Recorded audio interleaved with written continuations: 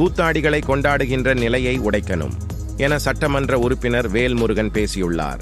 இதற்காக விஜய் ரசிகர்கள் என்னை கல்லால் அடிக்கக்கூடும் எனவும் தெரிவித்துள்ளார். தமிழக வாழ்வுரிமை கட்சியை டிவிகே என அழைத்து வரப்படுகிறது.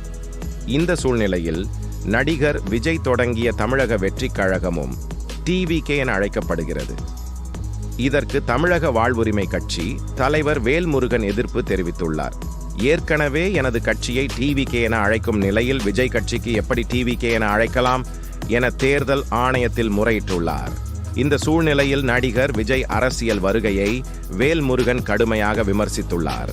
சென்னை அடையாறில் முத்தமிழ் பேரவையில் எழுத்தாளர் அஸ்வகோஷ் இராசேந்திர சோழன் அவரின் நினைவேந்தல் மற்றும் படத்திறப்பு விழா நடைபெற்றது.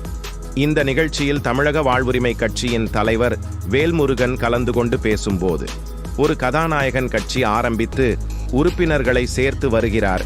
அந்த கட்சியின் பெயர் கூட எனக்கு தெரியவில்லை.